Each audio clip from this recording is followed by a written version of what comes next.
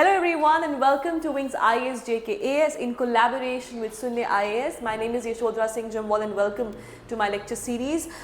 Guys, आज के lecture में we are going to talk about a very important topic. However, ये कुछ नया नहीं है because ये over the years जो है हम सुनते आ रहे हैं, but इस बारी ये जो कंडीशन है जो हर साल स्पेसिफिकली विंटर्स में आती है वो ऑल टाइम हाई पहुंच चुका है, क्योंकि इससे जो पहले के ईयर्स थे, फॉर एग्जांपल 2021, 2019, वहाँ पे थोड़ा डिप देखा गया था. हाउएवर 2023 में जो कंडीशंस है वो ऑल टाइम हाई हो चुकी हैं. So let's know what are we going to talk about. These images have quite been viral on social media and I think in images को देख के आपको समझ आ गया होगा कि आज के लेक्चर में हम बात करने वाले हैं about Delhi pollution, right? जब भी दिल्ली pollution की हम बात करते हैं, specifically winters में जो दिल्ली का pollution है वो और ज़्यादा बढ़ जाता है, right? तो उसमें जो एक complementary जो चीज़ है दैट इज स्टबल बर्निंग, जो एक बहुत बड़ा इशू है आज के टाइम पे. तो आज के लेक्चर में, आज के इस वीडियो में हम बात करेंगे दिल्ली पोल्यूशन की. What are the different reasons for the Delhi pollution, stubble burning क्या होता है, स्टबल बर्निंग की वजह से क्यों इतना ज़्यादा स्मॉगी कंडीशंस जो है वो बन जाती है, what all has government done, और आज के टाइम पे गवर्नमेंट के एफर्ट्स के बावजूद why the conditions are still severe. Right? So let's get started. सबसे पहले तो the context of today's lecture is कि इस बारी 2023 में जो levels हैं have reached all time high. जो आपका pollution है, right? उसमें तो बहुत सारे आपके pollutants हैं जो इसको factors हैं which are involved in Delhi pollution. लेकिन जो आपके डिफरेंट पॉल्यूटेंट्स है उसमें से particulate matter 2.5 and particulate matter 10, और इन दोनों में से PM 2.5 is considered as the most dangerous pollutant. Why? क्योंकि ये एक्सट्रीमली माइन्यूट होता है और ये आपके ब्लड वेसल्स, आपके लंग्स तक जो है वो पहुंच जाता है. Fine. So, like I said, the levels of the most dangerous PM 2.5 extremely minute होने की वजह से it reaches your blood streams, जो आपका almost 35 times जो है वो आज के टाइम पे 35 times more हो चुका है than the परमिसिबल, जो आपका मैक्सिमम परमिसिबल लिमिट है उससे 35 टाइम्स एक्सीड हो चुका है. और जो ये लिमिट है ये किसके द्वारा सेट किया गया है? It is set by WHO, that is world health organisation. Fine. So let's talk about it. But before moving forward, recently जो JKAS प्रीलिम्स हैं उसका रिजल्ट आ चुका है और मेंस जो है आपका आने वाला है अगले 3 से 3.5 महीनों में. शुने IAS एंड विंग्स हम लोग लेकर आए हैं आपके लिए JKAS मेंस टेस्ट सीरीज 2023 जो आपका अभी होने वाला है. दैट इज प्रहार टेस्ट सीरीज 1.0 एंड प्रहार टेस्ट सीरीज 2.0. 1.0 में अ टोटल ऑफ 15 टेस्ट जो है वो आपको मिलेंगे, जिसमें से 12 फुल लेंथ टेस्ट रहेंगे और 3 रहेंगे each for GS mains paper. Fine. और जो 2.0 है उसमें आपके 20 टेस्ट रहेंगे, 16 रहेंगे सेक्शनल और 4 रहेंगे आपके full length test, that is पूरा का पूरा GS का पेपर. राइट. इसके अलावा JKAS mains crash course is also available, जिसमें आपको मेंस ओरिएंटेड, क्योंकि टाइम बहुत कम है, बच्चे जो जिनका ये फर्स्ट टाइम होगा उनके लिए एक अच्छा अपॉर्चुनिटी है, और जिन्होंने ऑलरेडी मेंस लिख चुके हैं उनके लिए एक तरीके का ये फ्रेश हो जाएगा, उनके लिए जो चीज़ें नई आ चुकी हैं, और उनका वैल्यू एडिशन भी इस टेस्ट सीरीज इस कोर्स में हो सकता है. Next is Brahmastra 2024 which is the one stop solution. Brahmastra जो 2.0 है it is basically a integrated course, meaning it is from both preliminaries and the mains point of view. जो ब्रह्मास्त्र 2024 है इट इज़ डिवाइडेड इनटू 4 आपके सब हेडिंग्स कह सकते हैं। पहला जो रहेगा इट इज़ उसमें आपका प्रीलिम्स टेस्ट सीरीज़ रहेगा, मेंस टेस्ट सीरीज़ रहेगा, आपको स्टडी मटेरियल प्रोवाइड होगा, आपको मेंटोरशिप जो है प्रोवाइड किया जाएगा। मेंटोरशिप जो है वो आपका पर्सनल मेंटोर के थ्रू भी होगा। पर्सनल मेंटोर हो गया, 1-on-1 सेशंस जो है वो आपके कराए जाएंगे, जिसमें आप अपने कोई भी जो है डाउट्स को क्लैरिफाई कर सकते हैं। और साथ ही में your personal mentor will also provide you with daily targets कि आपको इतने टाइम पीरियड में इतना कंप्लीट करना है। सो आप एक complete through out the journey आप अपने एक गाइडेंस के अंडर रहेंगे। और एक और तरह की मेंटोरशिप जो है जो ब्रह्मास्त्र में प्रोवाइड किया जाता है, दैट इज़ सुपर मेंटोरशिप, जिसमें एक ऑलरेडी जो सर्विस में है वो आपके साथ डील करेंगे, वो आपके साथ बात करेंगे। मंथ में 2 to 3 टाइम्स आपके सेशंस रहेंगे उनके साथ, जिनसे आप बात कर अपने जो कोई भी डाउट है रिगार्डिंग एनीथिंग आप उनको क्लैरिफाई कर सकते हो। And for more information you can call on the given numbers. Fine, so let's get started and let's talk about the Delhi pollution. Now हर साल winters के time period में, so every year winters में Delhi comes under the grip of severe pollution. In fact over the years, जैसे मैंने आपको कहा, इस time जो है it is all time high, right? जिसके चलते गवर्नमेंट ने प्राइवेट एंड पब्लिक स्कूल्स को बंद कर दिया है।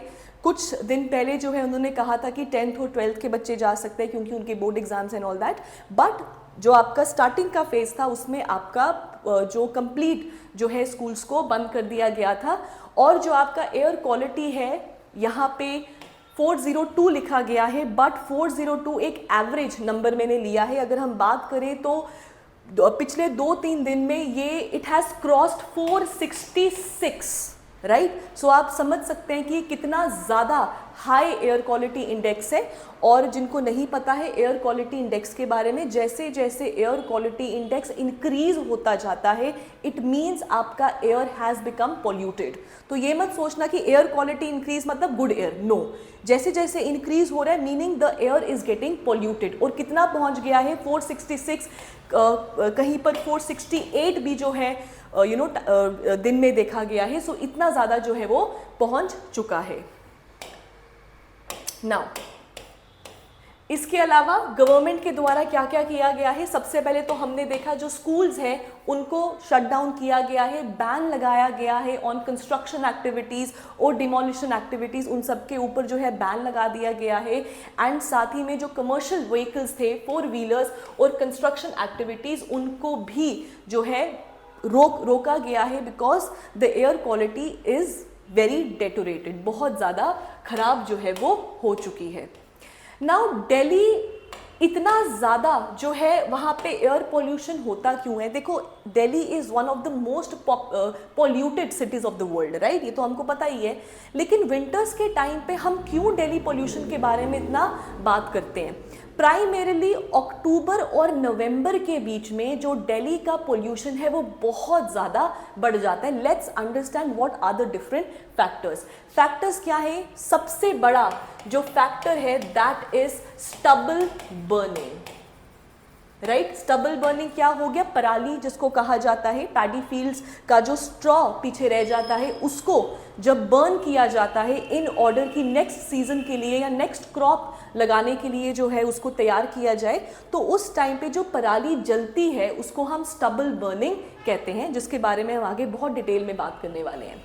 इसके अलावा स्टबल बर्निंग होता है और इस टाइम पे जो विंड्स होती है ना ये टुवर्ड्स दिल्ली होती हैं, राइट। तो जितना भी स्मोक वगैरह होता है वो पूरा का पूरा दिल्ली की तरफ जो है वो मुड़ जाता है, या दिल्ली की तरफ जो है it is prevailing towards Delhi.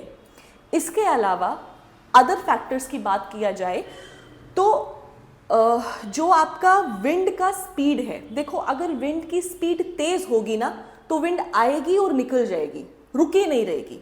लेकिन इस टाइम पे विंड की स्पीड कम होने की वजह से वो जो स्मोक है, जिसको स्मॉग कहा जाता है, smoke plus fog, foggy conditions, right, वो वहाँ पे स्टैग्नेंट हो जाता है, वो रुक जाता है क्योंकि स्पीड जो है विंड की बहुत ज़्यादा कम है, राइट। सो वहाँ पे रुकने की वजह से इतना हेजी कंडीशंस जो है वहाँ पे क्रिएट हो जाती हैं which is extremely dangerous for human beings, for animals, for everything, right. Now इसके अलावा दिवाली, नवंबर के महीने में आपका दिवाली का फेस्टिवल होता है, सो बर्निंग ऑफ द क्रैकर्स, क्योंकि ये जो मंथ होता है अक्टूबर एंडिंग नवंबर स्टार्टिंग, ये आपका फेस्टिवल्स का टाइम पीरियड होता है और फेस्टिवल्स की वजह से जो बर्स्टिंग ऑफ फायर क्रैकर्स है, right, that is also very high. Fine. इसके अलावा वेहिकुलर एग्जॉस्ट, देखो अगर मैं बात करूँ ना दिल्ली पोल्यूशन की, तो दिल्ली पोल्यूशन की जब भी हम बात करते हैं we talk about stubble burning, right. Stubble burning Delhi pollution को बढ़ा देता है, बट क्या दिल्ली पोल्यूशन का the only reason is stubble burning? No, that is not the only reason. Stubble burning जो है उन कंडीशंस को और ज़्यादा एग्जैजरेट कर देता है, जबकि अगर हम बात करें according to reports, according to recent reports की अगर हम बात करें, एक रिपोर्ट जो है वो आपकी लास्ट ईयर ही पब्लिश हुई थी, जिसमें बताया गया कि 51% ऑफ द दिल्ली पोल्यूशन उसको कंट्रीब्यूट करने वाला इज द वेहिकुलर एग्जॉस्ट। तो जो व्हीकल से धुआं निकलता है वो कंट्रीब्यूट कितना कर रहा है? 51% कर रहा है। इसके अलावा आपके इंडस्ट्रियल एग्जॉस्ट, राइट। सो ये सब क्या है? कंट्रीब्यूटिंग फैक्टर्स हैं। ये सब के सब फैक्टर्स हैं जो मेन रीजंस हैं, और इसके साथ आपका जब स्टबल बर्निंग जुड़ जाता है तो और ज्यादा कंडीशंस डेटोरेट हो जाती हैं, प्राइमरीली अक्टूबर नवंबर और विंटर सीजन। फाइन। इसके अलावा दिल्ली का population is very high, so over population की वजह से भी एयर पॉल्यूशन, नॉइस पॉल्यूशन, ऐसी कंडीशंस जो है वो उस चीज में ऐड अप करने का काम करती हैं। फाइन। नाउ जैसे मैंने आपको बताया कि लास्ट ईयर जो है एक centre of sciences and environment, इस चीज को आप डायरेक्टली अपने मेंस के पेपर में कोट कर सकते हैं, राइट। या फिर आपको प्रीलिम्स में भी क्वेश्चन आ सकता है that Delhi pollution, what are the different reasons for Delhi pollution, and they can give you options, right. या फिर आपको पूछ सकते हैं कि कौन सा सबसे ज्यादा कंट्रीब्यूटिंग फैक्टर है, राइट। सो इसलिए आपको दोनों तरफ से ये हेल्पफुल हो सकता है। सो अगर हम बात करें तो पिछले साल 2022 में the centre for sciences and environment, उन्होंने अपनी एक स्टडी की और उन्होंने बताया कि जो आपका वेहिकुलर एमिशंस है वो नियरली 51% का कंट्रीब्यूटिंग फैक्टर है। कौन से पॉल्यूटेंट के लिए? आपका PM2.5। PM2.5 is considered as the most dangerous pollutant. Why? Because it is extremely minute, बहुत minute होता है, बहुत easily permissible होता है, और आपके blood streams, आपके lungs, आपका पूरा pulmonary tract जो है उसको block जो है वो कर सकता है। और इसके साथ industries, construction activities, industries contribute करती हैं 11%, और आपकी जो कंस्ट्रक्शन एक्टिविटीज है, डिमोलिशन एक्टिविटीज हैं, वो 7% तक जो है इसमें कंट्रीब्यूट करती हैं। किसमें? दिल्ली पॉल्यूशन में, राइट। नाउ अब जो आज का टॉपिक है it is about Delhi pollution. I told you what are the different factors related to it.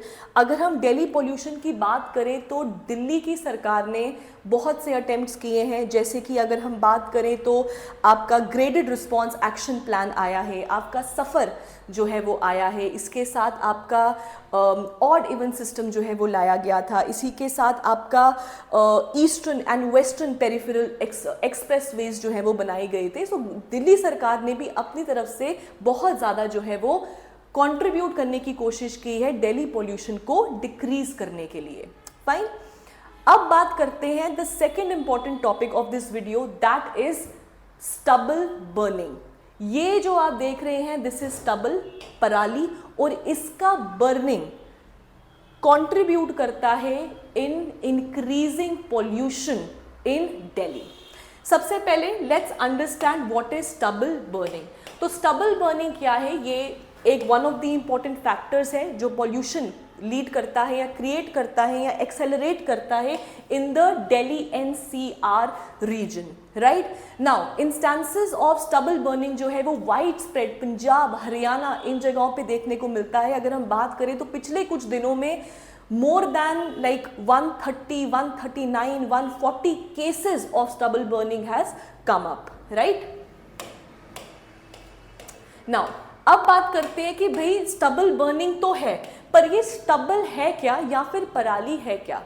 अब क्या होता है ना, जब कभी भी हार्वेस्ट होता है, ये वाला जो स्टबल बर्निंग है it is paddy field, right, paddy field या राइस फील्ड्स की हम बात कर रहे हैं। जब इनका हार्वेस्ट होता है ना तो क्रॉप तो कट जाता है, लेकिन नीचे क्या रह जाता है, नीचे रह जाता है आपका छोटा छोटा, ये आप देख रहे हैं, दिस इज स्टबल। ये छोटी छोटा जो आप देख रहे हैं ये तो खैर थोड़ा सा बड़ा है, बट इससे भी माइन्यूट जो होता है, जो 6 to 8 इंचेस तक का ही होता है, वो रह जाता है on the surface of the crop field, right. अब क्रॉप फील्ड के सरफेस पे रहने की वजह से जो नेक्स्ट क्रॉप उगाना है उसमें हार्वेस्ट और नेक्स्ट क्रॉप का जो सो करना है जिसको, उनके बीच में टाइम पीरियड बहुत कम है, कम 10 to 15 days, 15 to 20 days max to max का टाइम पीरियड होता है for the next sowing season for the crop, right. अब इसकी वजह से अगर वो छोटा छोटा स्ट्रॉ आपके क्रॉप फील्ड पे रहेगा तो पेस्ट्स जो है वहां पे आ सकते हैं, राइट, इंसेक्ट्स जो है उस पर फीड कर सकते हैं, जिसकी वजह से क्रॉप फर्दर जो है खराब होने के चांसेस रहते हैं। और क्योंकि हमारे यहाँ पे जो फार्मर्स हैं इंडिया के, वो मोस्टली सबसिस्टेंस फार्मिंग परफॉर्म करते हैं या फिर मार्जिनलाइज्ड फार्मर है, जिसकी वजह से उनके पास कोई और ऑल्टरनेटिव नहीं है, बट एक ही ऑल्टरनेटिव है, दैट इज उस स्टबल को जला देने का, जिसको हम स्टबल बर्निंग कहते हैं, राइट। नाउ ठीक है, सो इसलिए stubble is burned in order to prepare the field for the next crop. अब अगर उस स्टबल को फील्ड में रह देंगे तो पेस्ट अटैक हो सकता है, टर्माइट अटैक हो सकता है, और वो फर्दर क्रॉप को जो है वो डैमेज कर सकता है। अब आता है वाई बर्निंग। अगर हम स्टबल बर्निंग हम जानते हैं कि इतना बड़ा इशू है, तो हम स्टबल को बर्न कर क्यों रहे हैं, राइट। जैसे मैंने आपको बोला, the first and the foremost reason is time period, कि टाइम पीरियड बहुत कम है। किसमें? पहली क्रॉप हार्वेस्ट हुई, नेक्स्ट क्रॉप जो है वो सो होनी है, राइट, ठीक है, नेक्स्ट क्रॉप जो है वो सो होनी है, और इनके बीच में जो टाइम है वो एक्सट्रीमली कम है, fine.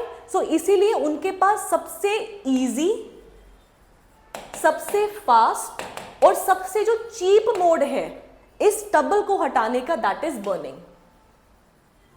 That is the first reason. Number 2, अब बहुत सी ऐसी चीज़ें आई हैं, जैसे कि हैप्पी सीडर आया है, सुपर सीडर आया है, इंडियन एग्रीकल्चर रिसर्च इंस्टीट्यूट के द्वारा बायोडिकम्पोजर्स जो है वो बनाए गए हैं, राइट, उसके बारे में भी हम आगे बात करेंगे। तो वो चीज़ें यूज़ क्यों नहीं करते फार्मर्स? इसलिए नहीं यूज़ करते क्योंकि वो चीज़ें एक्सपेंसिव हैं, राइट, एक्सपेंसिव है वो चीज़ें, इसीलिए फार्मर्स जो है वो उनकी तरफ जा नहीं सकते, क्योंकि यहाँ पे जो मेजॉरिटी ऑफ द फार्मर्स है दे आर मार्जिनलाइज्ड, राइट, वो सबसिस्टेंस फार्मिंग जो है वो परफॉर्म करते हैं, जिसकी वजह से उनके लिए इतने एक्सपेंसिव ऑल्टरनेटिव्स की तरफ मूव करना इज डिफिकल्ट, फाइन। नाउ इसके अलावा और क्या रीजन है? इसके अलावा रीजन ये है कि अगर आप कोई भी मैकेनिकल काम कर रहे हैं तो उसके लिए कॉस्ट जो है बढ़ जाता है, और इसी के साथ क्या होता है ना, आपको लेबर भी देना पड़ता है, राइट, जबकि यहाँ पे क्या होता है, फैमिलीज में ही जो है ये लोग कर लेते हैं, एंड क्योंकि इजी है, फास्ट है, चीप है, तो इसमें कोई भी आपको एडिशनल कॉस्ट जो है वो नहीं देनी पड़ती, इसीलिए this is important, right. Now अब नेक्स्ट क्या है जो आपका, अब देखो, अब ऐसा तो नहीं है कि सिर्फ राइस या पैडी का ही स्ट्रॉ रहता है, बाकी क्रॉप्स का भी तो रहता होगा, लेकिन राइस का क्या है ना, राइस का जो स्ट्रॉ होता है ना, उसमें सिलिका कंटेंट वो हाई होता है, राइट। मोस्टली जो स्टबल होता है वो गायों को दे देते हैं, कैटल्स को दे देते हैं, लेकिन राइस का नहीं दिया जाता। वाई? बिकॉज इसका silica content is high. Silica content high होने की वजह से अगर सिलिका जो है वो एनिमल्स की बॉडी में हाई हो जाए तो it can lead to problems in the digestive tract, वहाँ पे प्रॉब्लम्स हो सकती हैं। इसके अलावा बोन डिजीजेस जो है वो हो सकती हैं एनिमल को। इसके अलावा आप उनके पल्मोनरी ट्रैक में जो है वो प्रॉब्लम आ सकती है। इसीलिए इसका स्टबल जो है, इसको as a feed for the cattle भी इस्तेमाल नहीं किया जा सकता, and that is why burning remains one of the easiest, cheapest and the fastest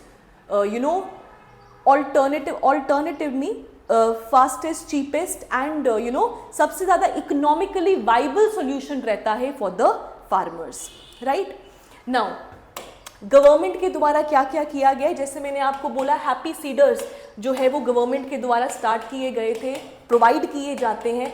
अब हैप्पी सीडर्स क्या है, हैप्पी सीडर्स हो गए, आपके सुपर सीडर्स हो गए, राइट। ये क्या करते हैं, ये आपका जो छोटा छोटा नीचे रह जाता है ना क्रॉप फील्ड में, उसको भी जो है ये हटा देते हैं, राइट। लेकिन लाइक आई सेड, ये सब क्या है, ये सब के सब एक्सपेंसिव ऑल्टरनेटिव्स हैं, राइट। इसके अलावा जो आपका इंडियन एग्रीकल्चर रिसर्च इंस्टीट्यूट है, पूसा बायो डिकम्पोजर्स जो है वो बनाया गया है, ठीक है।